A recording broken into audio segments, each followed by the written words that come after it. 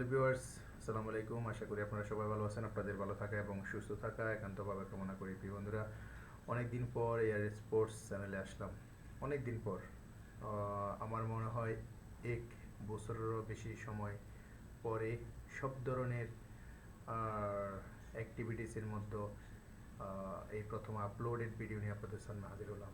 Live বলেন, shorts video বলেন, community tab বলেন এবং আপলোড ভিডিও বলেন, অনেক দিন পরে আসলাম আপনাদের। আশা করি আপনারা সবাই ভালো আছেন।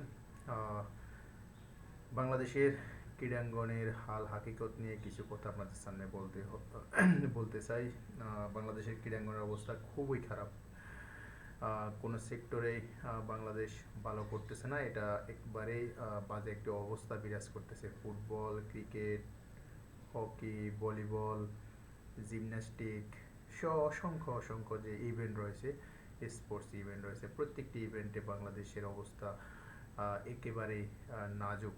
আমরা এরকম প্রত্যাশা করতে পারি না। এবারে অনেক স্বপ্ন নিয়ে বাংলাদেশ ক্রিকেট দল আমেরিকা গিয়েছিল, অন্তত সেমিফাইনালে উঠবে, কিন্তু সেই স্বপ্ন পূরণ হয়নি। অনেক আগে তাদেরকে বিদায় নিতে হয়েছে। অবশ্যই উপর্যুপরি লাস্টের 2-1টি ম্যাচ জিতেছিল, সেই জন্য আমরা ক্রিকেট দলকে, বাংলাদেশ জাতীয় দলের ক্রিকেট দলকে অবশ্যই সাধুবাদ জানাই। কিন্তু ব্যক্তিগত পারফরমেন্স বলেন কিংবা দলীয় পারফরমেন্স বলেন, কোনো ক্ষেত্রেই বাংলাদেশের ছেলেরা যোগ্যতার প্রমাণ দিতে পারেনি।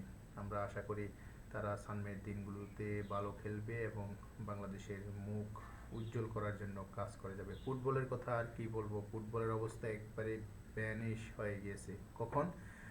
যখন ফুটবলের বা বাফুফের সভাপতি হিসেবে জনাব কাজী সালাউদ্দিন আহমেদ দায়িত্ব গ্রহণ করে, তখন থেকে বাংলাদেশ ফুটবলের জাতীয় দল ফুটবল টিমের বিনাশ হতে শুরু করে। এটি কোনোভাবেই কাম্য নয় কিংবা কাম্য ছিল না। অনেকেই শুরুতে হোপ করেছিল যে যখন কাজী সালাউদ্দিন বাংলাদেশ ফুটবলের দায়িত্ব নিয়েছিল, বাফুফের দায়িত্ব নিয়েছিল, হয়তো বা ফুটবলের বিপ্লব ঘটবে। সেরকম তিনি কথার ফুলঝুরি ছড়িয়েছিলেন, কিন্তু কথার সাথে কাজের কোনো মিল ছিল না।